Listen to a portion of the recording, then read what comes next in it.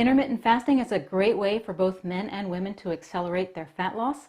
In this video, I show you 3 ways to do it. Hi, I'm Dr. Becky from drbeckyfitness.com. I'm a college instructor of the science of nutrition. Intermittent fasting, it works because it allows your blood sugar and insulin levels to drop to a nice low level. When insulin, it is your fat storing hormone. So when insulin levels are low, fat is able to flow out of your fat cells and burn.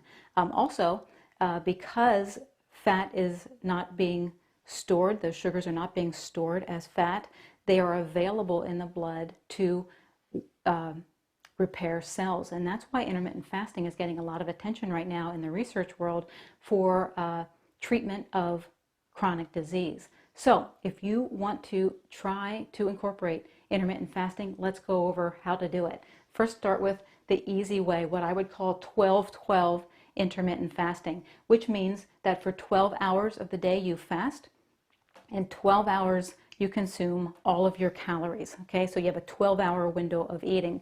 This is very simple for you to do. I do this all the time. People that follow my plan and utilize the 0-1-2-3 strategy do this all the time, pretty much without thinking about it, because number 3 of the 0-1-2-3 strategy stands for 3 hours before bed, stop eating.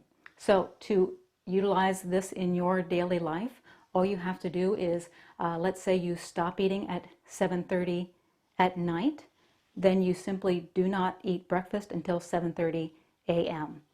Simple as can be. You've fasted for 12 hours, allowed your insulin and blood sugar levels to come down, and you got yourself into a fat burning state. Now, if you want to increase things a little bit, you can go into what I would call a medium difficulty intermittent fasting. That's 16-8. So you're fasting for 16 hours of the day, and you're consuming all of your calories in an 8-hour window.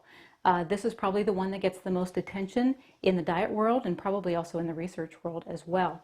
And this is also the method that my husband used along with his ketogenic diet to lose 53 pounds in the last 22 weeks.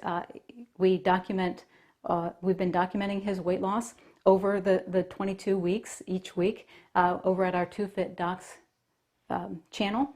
And if you want to watch that, I will link to that. We just created a video about his ketogenic diet and intermittent fasting, so you can learn how he did it if you're interested.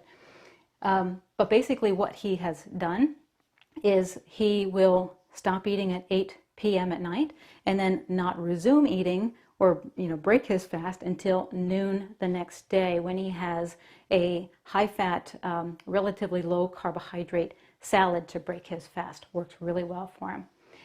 Then I would consider what I would consider the extreme intermittent fasting, which is a fat fast along with the 16-8 intermittent fasting. So in other words, you're still consuming all of your calories during the 8-hour eating window of the day, but 95% of those calories are going to come from fat. That means that you have to limit your calorie intake of carbs and proteins to just 5% during the day. This is called a fat fast. This is talked about by Dr. Mercola in his Fat for Fuel book. Also some other research done in this area as well. The benefit of this is that fat does not influence your insulin, whereas carbohydrates and protein, to a lesser degree, but it does, will give you an increase in your insulin levels. So by consuming fat during the day, you're getting all of the benefits of basically doing a water fast without the extreme loss of energy throughout the day. So let's think about practicality of how you can do this. You can't really be munching on traditional high-fat foods like nuts, seeds, and cheese during this 8-hour window, because they do contain some carbohydrate grams. What you will need to stick with are some of your healthy, more healthy saturated fats: butter, MCT oil, coconut oil. These are almost purely fat. How do you consume those? Well, my husband utilized this every once in a while, as he was going through his weight loss journey. What he would do is consume 2 keto coffees throughout the day.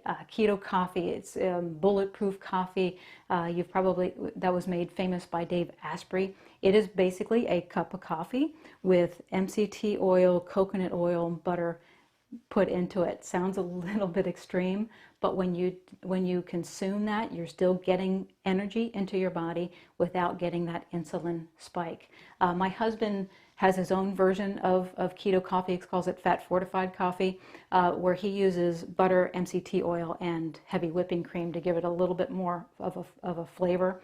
We talk about that in our 21-day challenge, which I'll link to here as well.